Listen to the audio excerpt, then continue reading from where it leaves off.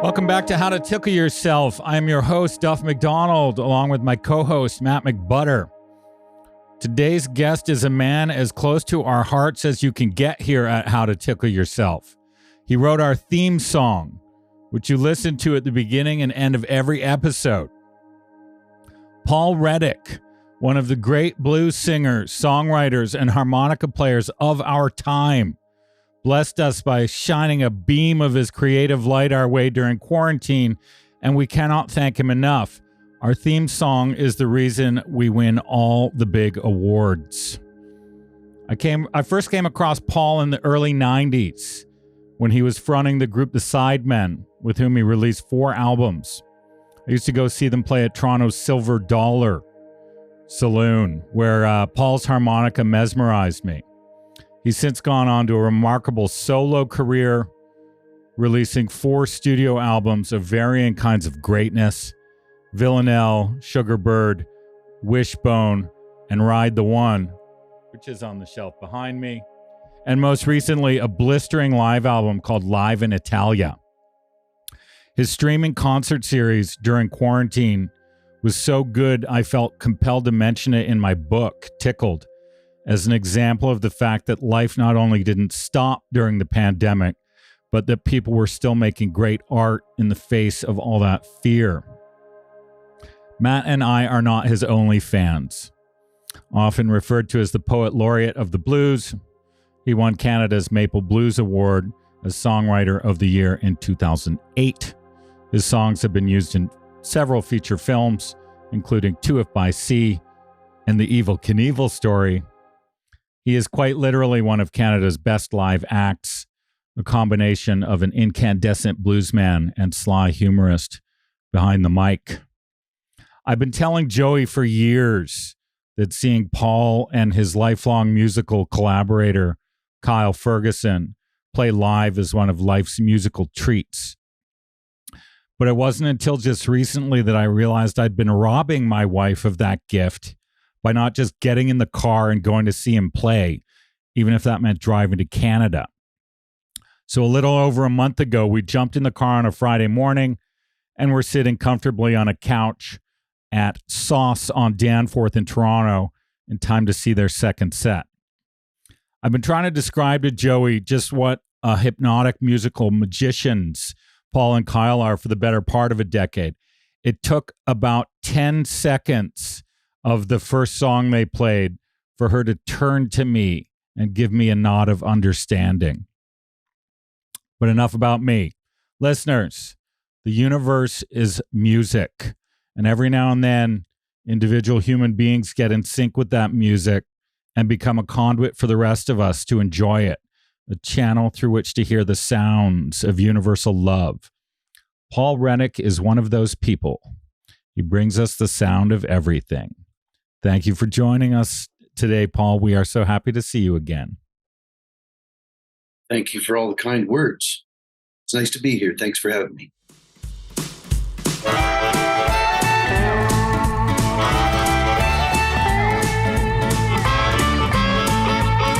At the present moment, traveling town to town, the mystery of the motion, right here, right now. Right here, right now. Whoa, right here, right now.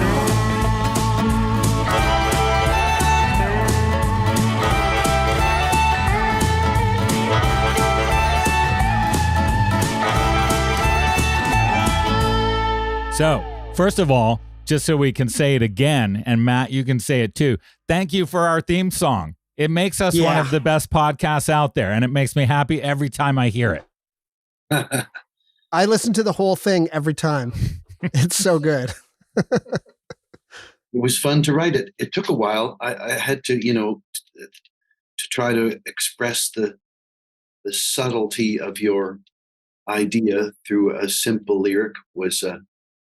I wrote several sets of long lyrics, some of which they were quite right, but I think I looked up now in the dictionary, and one of the things it said was "at the present moment."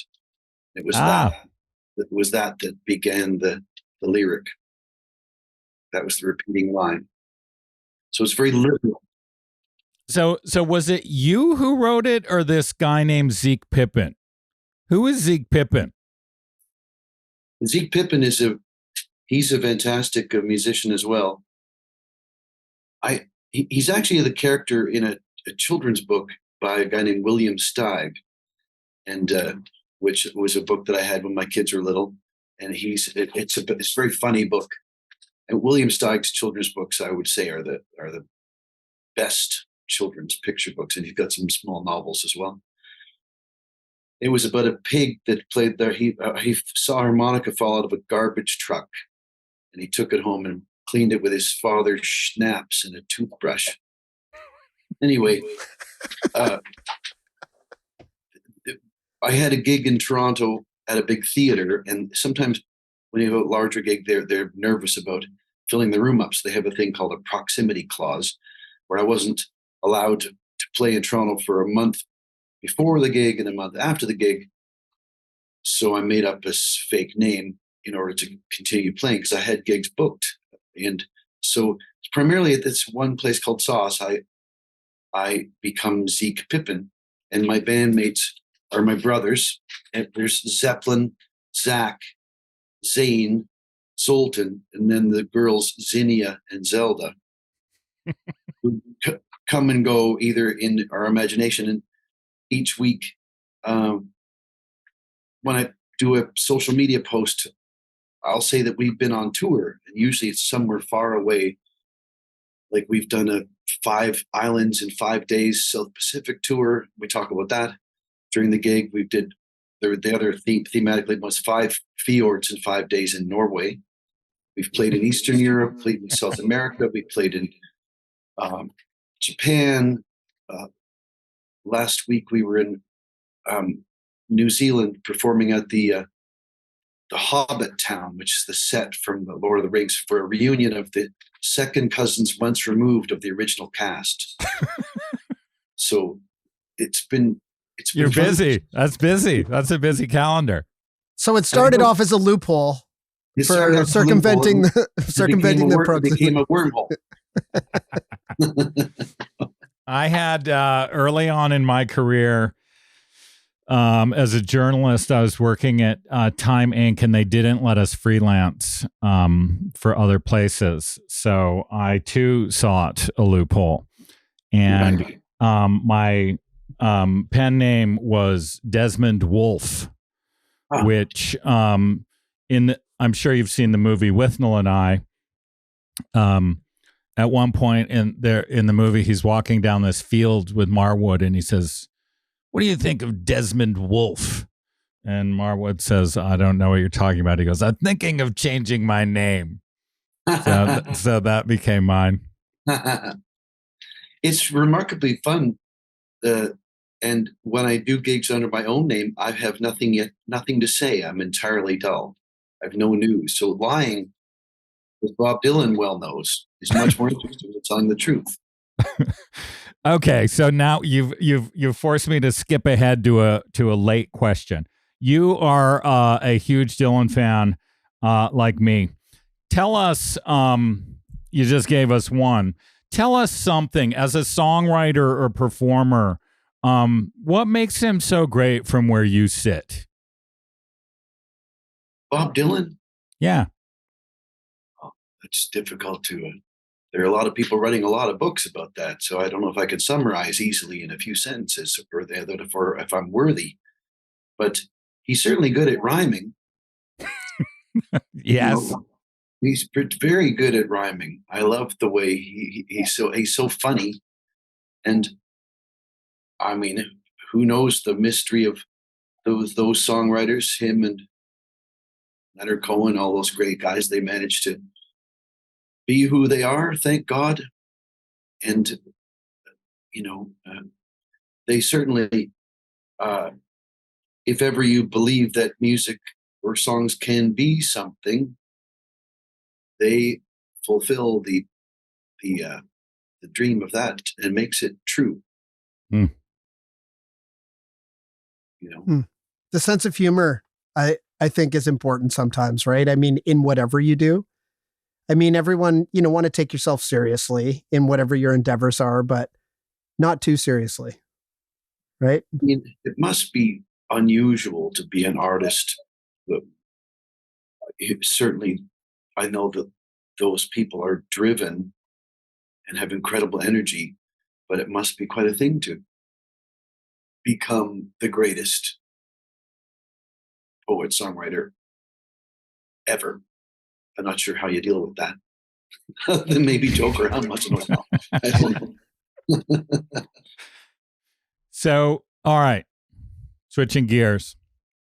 After I saw you play a month ago, I mentioned Live in Italia. Alive in Italia. Right. It's an exceptional live album. And it made me wonder, you are one of, if not the best live, like my favorite live performer. Why not more live albums? Does it not translate? Well, every album is a major undertaking, and a major expense. Although that one wasn't particularly expensive. I wish I put up more records than I do, but I don't have the money, sadly, and I'm lazy. But it would be nice to, I have different incarnations of bands, like for instrumentation, like that group. There were 2 guitars and bass and drums and me singing, playing the harmonica. And then I have a band with just 1 guitar and bass and drums, and then sometimes piano. And then I've been playing.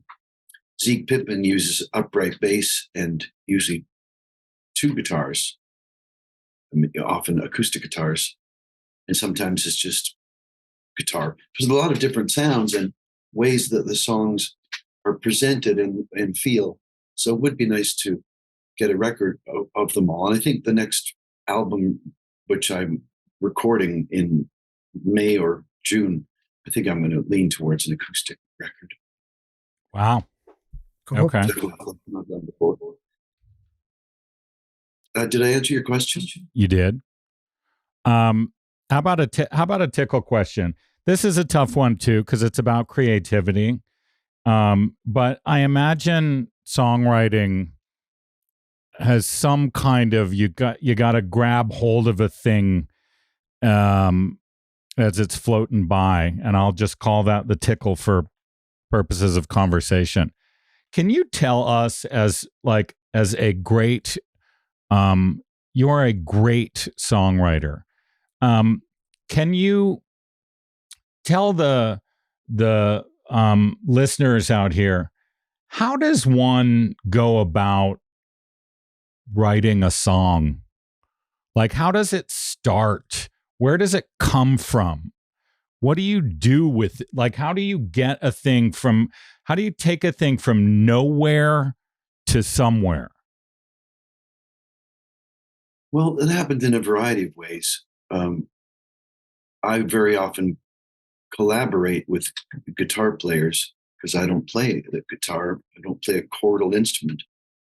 And sometimes I will think of a bass line because it's a simple,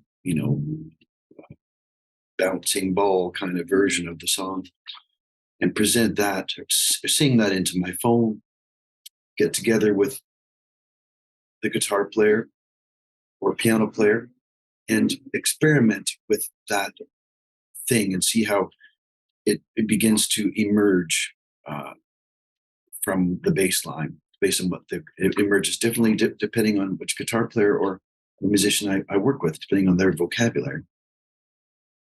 Sometimes with Kyle Ferguson, who's been, my longest musical collaborator, he'll come up with an idea and then play it for me, and I'll make suggestions to modify. And then, if it feels good, we'll pursue it. We used to pursue it when it didn't feel good, thinking that it should feel good and we'll get there if we keep on trying, which was often didn't work out very much. So these days, if it doesn't feel good right off the bat. Just it's somewhat akin to rolling dice. You roll the dice. It's not something that I could say is personally I'm methodically in control of. I work within a blues type landscape vocabulary, and I work within that, and so it's not unlimited. It's limited that in that way, which is helpful. But it's trial and error. But then, as it evolves towards, rehearsing with the band and with the lyrics, are really the thing that kind of, I think, tie it together perhaps. And I write lyrics independently of the songs, and try to create music which creates a soundtrack to that lyric. But it's a mysterious process, and I don't. I think it's similar for a lot of musicians. That's maybe a similar type of process. A lot of people just strum on their guitars and stuff. Most of mine is in my head, and it will come from listening to things or reading things. It all depends. Whatever is inspiring to me tends to manifest itself as a groove.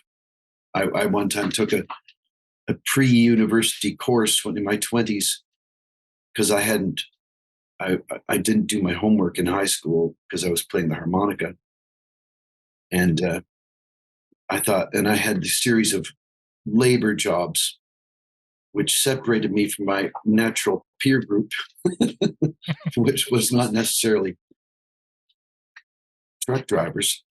And I applied for this pre-university course at U of T, University of Toronto.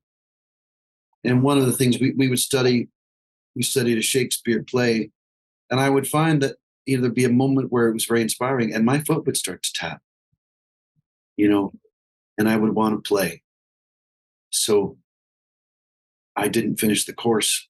I never went to university.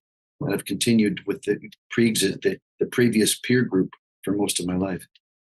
But it's that's how my habit is to think of songs and to feel grooves and stuff. And it's not lyrics before music or music before lyrics. It's either way, just how it comes. It's both. I do both, and I'm slow, and it's the process that I use is a little bit laborious, and so it just takes time, but it's worked out. Sometimes it works, sometimes it doesn't. I've recorded all sorts of songs and recorded them, and you listen back and think, I was wrong, or it's not good enough, it's not making me feel good, because your relationship with it changes over time. I did something at a certain state of mind. I did some stuff last summer in August and September, and we recorded some things in October. And then when I listened to them and I took a break and didn't listen to them, I listened to them in December. They didn't speak to me the same way, so I'm going to do them again. But I'm not objective as well. And what about that? As I've written a handful of books, other than Tickled, which is different. By the time I was done with the book, I was done with the book, and I didn't really want to even talk about it anymore. Music's different. You guys, you're performing songs you wrote 30 years ago. How do you keep a reinterpretation seems like an obvious answer, but how do you keep your relationship with a thing that's like literally quite old, fresh, so that you can get up and be excited about playing it? How does that work? Well, I have a very short-term memory. So I have to relearn the songs every time I play them. But it's every time, just because the experience of playing is so great, and I love it so much. And every time we play, you feel different. It's a different day. It's the present. And I never tire of playing the songs that I like playing. And every time we play them, it's a different challenge. I sing them differently every time. You don't know what's going to happen. It's like if you had the same swimming pool for 30 years and you jump into it, you're always going to want to go for a swim, and it's, but equally, I never feel like not this again. I love it every time and enjoy it. And it's a challenge. And I hope it gets better at it all the time. I really feel like every time I sing them, I'm a very slow learner. I think, I am a slow learner.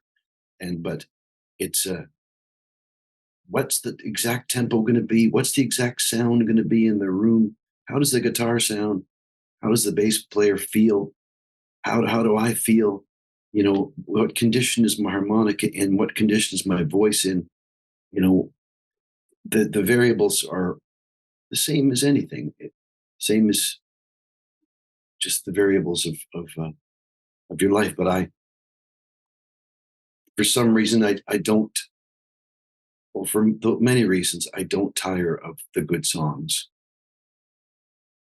So they always seem new to me every time. Always.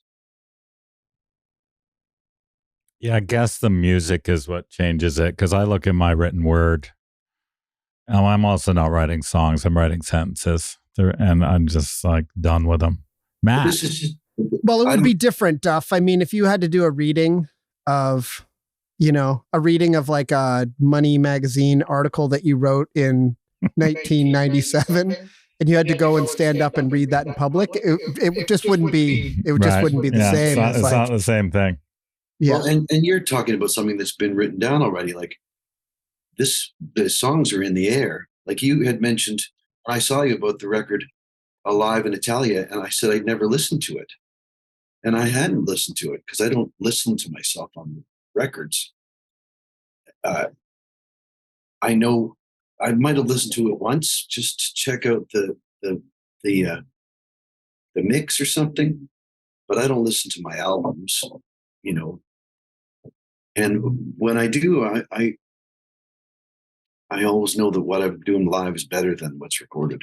It's a funny thing about recording, taking this snapshot in time. You have a great deal of control, and you can manipulate. Recordings are terribly manipulated and edited and sound enhanced and made to be, they're artificial things.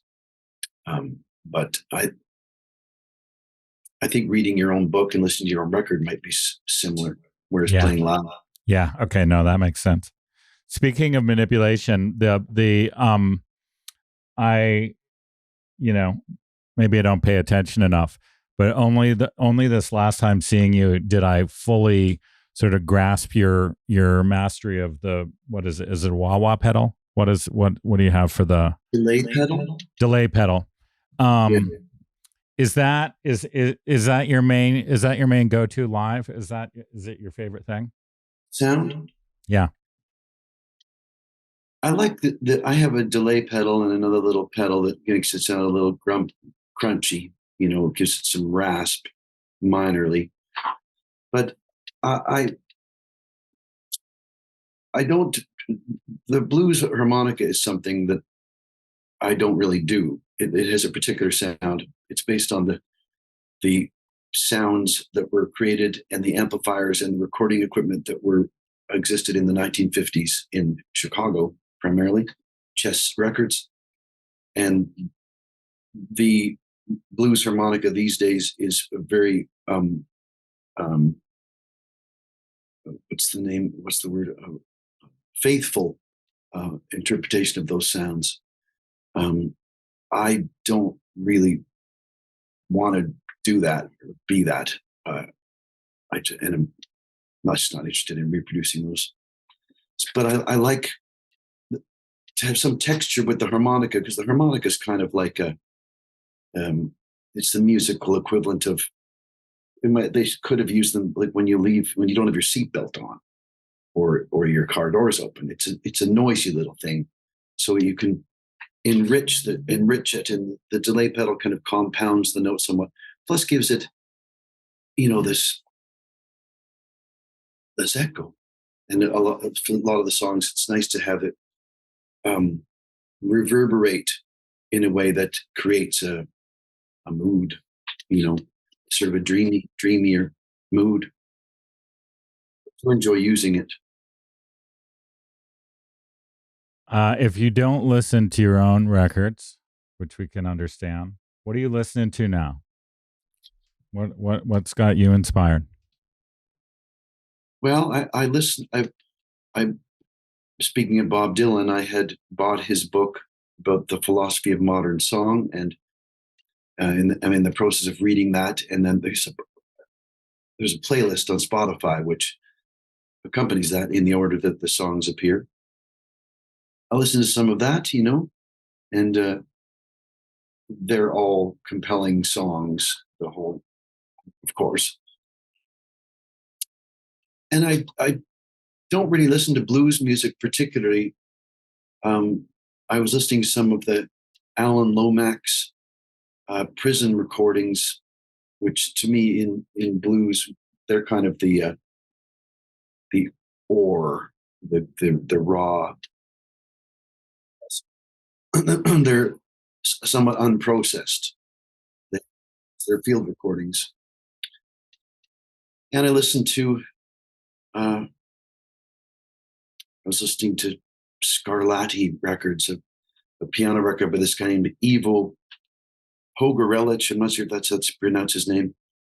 And which he was a piano player. He's a Croatian guy, famous for Chopin. I had a record of his when I was about 18. I actually went to see him play Chopin last year, which was exciting. And then there's a guy named Jean Rondeau who plays harpsichord. I call it hipster chord. He's this young dude, wears a checkered shirt. He's got a man bun and a big beard, but he plays. He's a French harpsichord virtuoso. And I was listening to his Scarlatti, is Italian, Baroque performer, but the harpsichord has a real boogie woogie feel to it. The plucky sound that they have. So just, and sometimes I listen to classical music because I don't really understand it. I don't read it. Whereas when I listen to songs, other ones, I tend to be more analytical.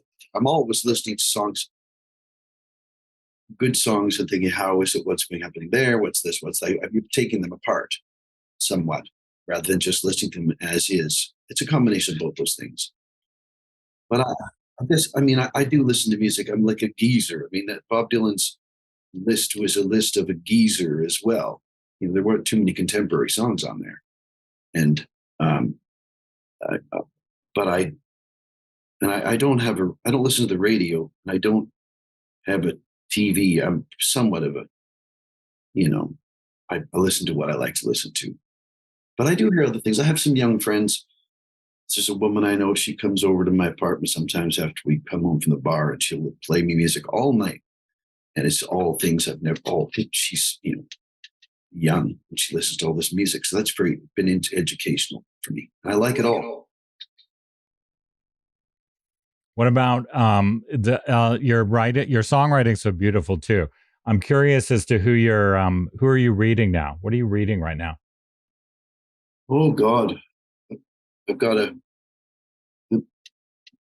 I'm a library person. I have 10 or 12 books on my counter now.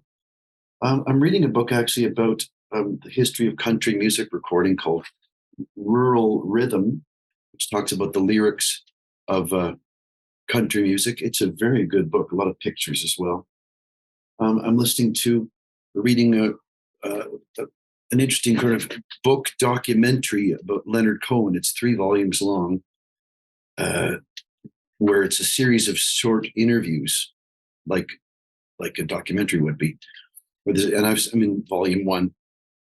Friends of his, people he knew, saying something, and the writer creates a narrative using these interview bits. It's very interesting. In some interviews, and I've been enjoying that. He hasn't started playing music yet. He's still just writing poetry, but it's very intriguing. People's impression of him, not always good, but those are interesting books. And then I listened on my phone to some, mystery books. Like I'm listening to a noir book by James L. Kane, I think, the Postman Albus Knocks Twice guy. Oh, so books, and then I'm reading a book by a woman who wrote the Moomin Chants book. She's Swedish, about an old lady and her grandchild on an island in Norway.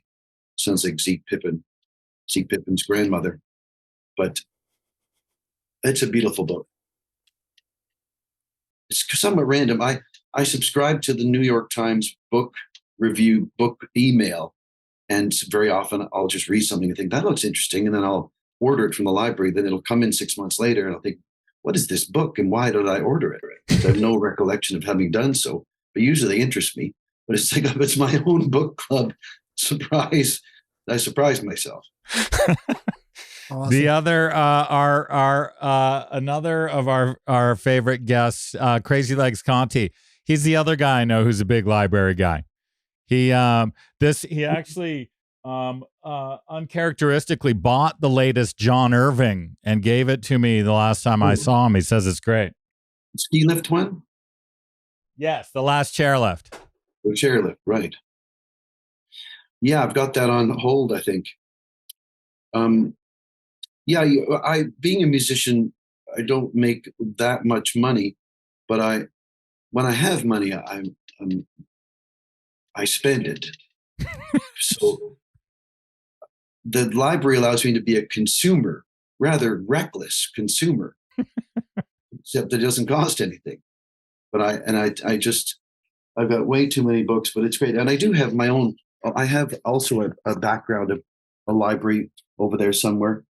Oh yeah. But they're mostly reference books, dictionaries and poems and poetry books, which I do use, but the library is so efficient. I'm tempted to get rid of all my books. And I have a friend who runs a used bookstore, and I've taken some books. I took back books to kind of get to know her. Now that I know her well, I don't take back as many books, but I should give her my whole library. I just divested today. I just divested 6 boxes of books I took them to the Pratt Library at U of T. You did? Yep. Tuesdays, 11 to 2:30. If you ever, if you ever want to get rid of your books, really, it's a good place to put them. They sell them there. So the Strand in New York, in the basement, they buy books. Oh, that guy's ruthless though. Okay, so honestly, I took 2 boxes of books there like 10 or 15 years ago, and he took them each out, opened them like to check the quality. He appeared to be checking the quality of them, looking at them, look at the back and the front, put them down. So it took about 10 minutes for him to go through it all. And then when he was done, he looked at me and he goes, $1. Wow. And I said, per book or total? And he said, total. Wow. And I looked at him and I said, you realize I may never shop at the Strand again as a result of this interaction. And he said, $1. And I said, fine. Yeah, you will. Yeah. And I said, I was like, fine, give it to me. Took the $1 and fucking stormed out. Well, you were privileged to have that 10 minutes of expectation. Right. Unbelievable. Anyway, Paul Reddick, thank you for all the great music. Thank you for all the great performances. Thank you for everything. We're done? I don't want to go yet. Matt, what do you got? Oh, just so many great memories. I just want to say, I mean, particularly like in those early years through my 20s, there's no band that I saw more than the Side Guys, as we used to call you. You kind of came at us through, actually, for me, it was through Duff's brother, Steve, because Steve, Steve from Saley.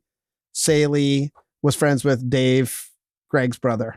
So just tracing it back there, I think that was the way that the Sidemen came into my life, was from Dave Marshak to Greg to Saley to Steve McDonald. How is Greg Marshak, our old friend? Where is he these days?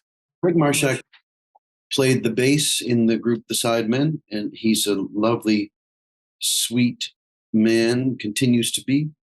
And he moved to Halifax, Nova Scotia, and he's worked as a chef and a cook for many, many years. And he's out there doing that and enjoying living on the East Coast. He's always been a bit of a traveler. He lived out in BC for a few years in British Columbia, and he's doing well, as far as I know. The great Greg Marshak. Great Greg Marshak. He's a simple bass player, which is what you want, really. He's a beautiful guy and bass player. And when we were on the stage some of the time, right in the fury of guitar solos, or when the song was at its sort of, they were always fairly intense, I would walk over to him and I would say to him, Greg, what is 4 + 3 × 2 - 7? and he'd be just staring at me with his mouth open. Or I would ask him for the capitals of different countries. Or if you mix 2 colors together, what would you get? And everyone else is thinking, they're talking about the tongue. He never answered. My greatest Sidemen story, Matt, I don't know if you knew this. You must have. In my fraternity at Penn. Yeah, I know of this story. But one year I got my hands on the treasury, and so I was the controller or whatever they called it. And one of my first decisions was to hire the Sidemen to come down from Toronto to play at a party. Yes. I remember that. Vaguely. It's probably 1991, something like that. Around the same time, I remember the Sidemen came to Kingston and played AJ's Hangar. And then we had a little bender afterwards. And I remember all my, fellow students kind of walking in and being like, is that the band? Is that the band? It's like, fucking right, that's the band. It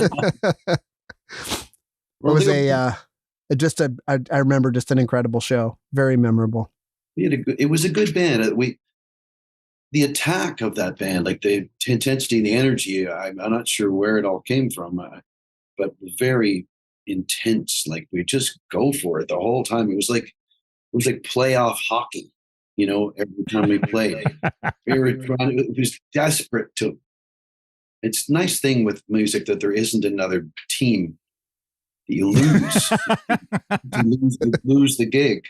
Fuck. So close. We were tied in the third set.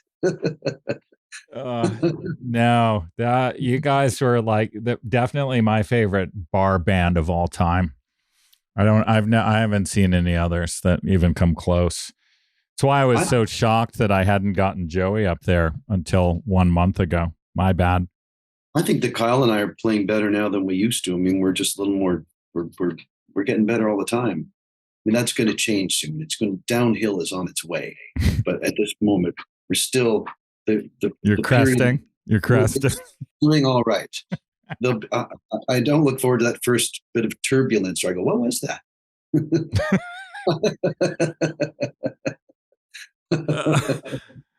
Okay. On which note, Paul, we love you. I love you too. Thank you so much. Thanks for all the kind words and enthusiasm. It's lovely, and it's always reassuring to, thanks. No, you're one of the greatest. So back to your point about Bob Dylan. What's it like to be one of the greatest? You should tell us. Well, I will leave it up to others. Hopefully they speak well of me. We do. Indeed. And we always will. Thank you for joining us. Thank you very much. Take it easy. Bye. See you soon.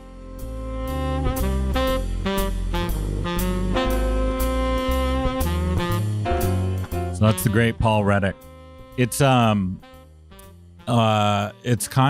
feels like a huge privilege to have known about him and the Sidemen and Kyle over all the years, because there's, we all have our thing, right, that we're good at, but every now and then you find yourself in the presence of a kind of greatness Totally. that's different than the rest of us. And he's a humble man, but Christ, any listeners who check out his stuff on streaming services, but particularly anyone in Toronto, if you've never seen them, get thee to Sauce on Danforth post haste. Joey and I drove 10 hours to see them and accidentally missed the first set because I misread some. You know what? We were out at Rodney's for dinner, so all was not lost. We had great oysters. But even one set, driving 10 hours each way, like so worth it. It wasn't even a question.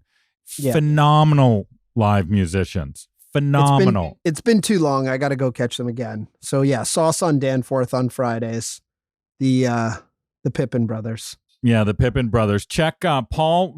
Paul has a his website is, let's see, Bandcamp. Is it a Bandcamp thing? Yeah, Bandcamp as well, so that you can paulreddick.ca is a place to see him too. You can find all the links from there. Yeah, and that album, if you want to listen to some good live blues, that album, Alive in Italia, is just a stunner. I put it on, it's on repeat in my car. It's a great driving album. Anyway, so good to talk to him. Also learn a little bit about the creative process.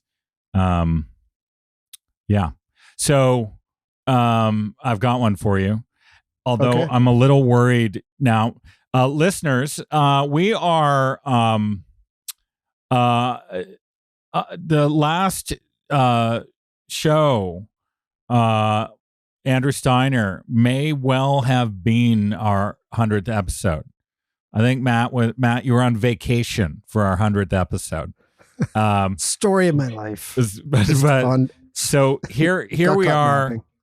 So I think I might have already run this one by you, but it might have been 100 episodes ago. So I claim, like Paul, loss of memory. The word alone, Yeah. right? If you bust that in two, it's all one. Oh, is that real? I mean, I don't know if that's the actual origin, but it works. It works really nice. Right. What authority do we need to appeal to? It's just amazing because you're never alone, and it's all one thing. Right. Yeah. So, you should never feel alone. It's always, it's always the complete unity. So there you go. And if your name happens to be Al, it's perfect because you're Al one. There you go. Awesome. I've got one for you. Just a little quick one. It's not a traditional I've got one for you, but it is an origin. Some listeners might know this.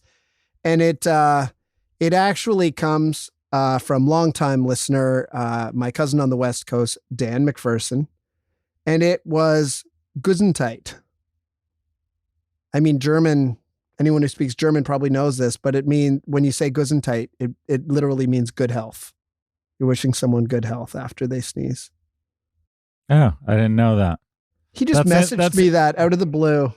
That's and interesting. I was like, you know what? That's going on the show. It's not like I didn't know it was a foreign word, but I never actually cared what it meant. It takes on its own meaning, right? Right. And you just kind of assume that it's maybe bless you if you don't know German, because that's what we say generally, right? Bless you. But no, good health, which is more like cheers, right? And cheers in many countries is actually to your health. Santé. Right. Okay. Right? So we're all just telling each other, I hope you're not dying. I hope that sneeze is not a sign that you're dying. And I hope you don't die after would have this been drink. right before antibiotics and modern medicine. I mean, a sneeze, someone used to sneeze back then, and you're like, good health. Get that evil wind away from me. All right. So, Joey, like I said earlier, I drove Joey up to see Paul play at Sauce on Danforth with Kyle and the rest of the Pippin brothers. And I figure we should check in with her and see what it's like to see these guys play for your very first time.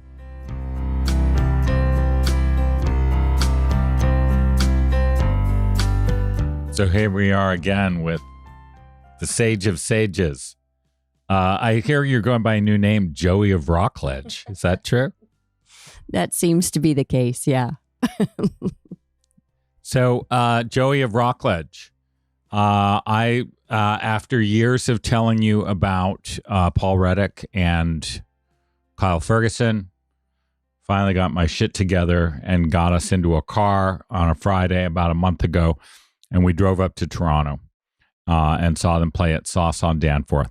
Tell us, well, A, whether I was right all that time. That's the most important part here. And then secondly, tell us what it's like to watch these guys play music.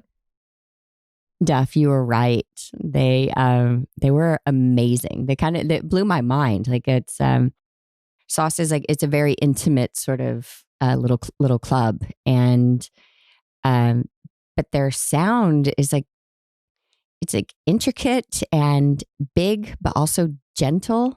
And it was just amazing. It made me feel really alive. Like I'm a huge fan. They were amazing. And their interplay together was just, it's like one person in two bodies. Are you mad at me that we drove all the way up there and I mistakenly we missed the first set because I read the website incorrectly? No, I think everything happens exactly as it should, and I think it was perfect. So no, I'm not mad at you at all. Are we getting in the car to drive to Toronto to see these guys play again in the near future? Hopefully, or we'll get them to come down here and play. All right, boys, you're on notice. You're coming down here. Thank you, Joey of Rockledge. Thank you, Duff, who is right.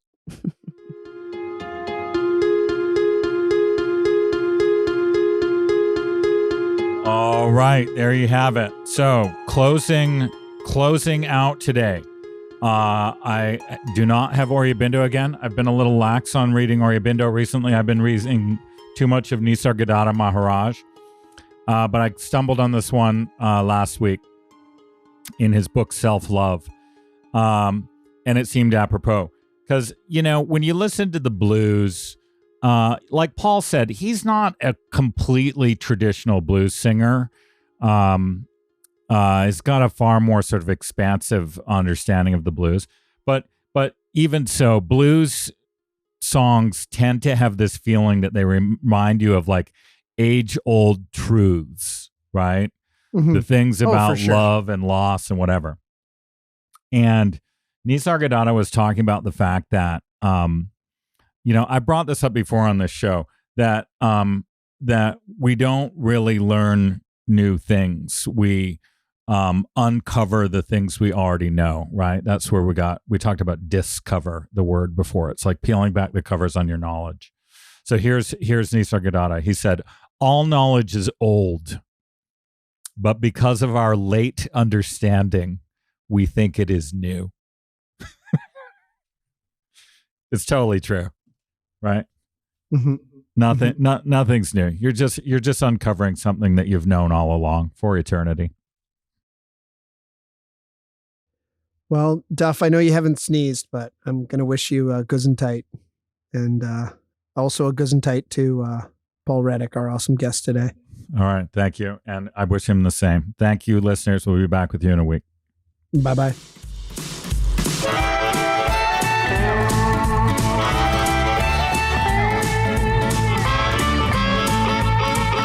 after present moment, traveling town to town, the mystery of the motion, right here, right now, right here, right now, whoa, right here, right now.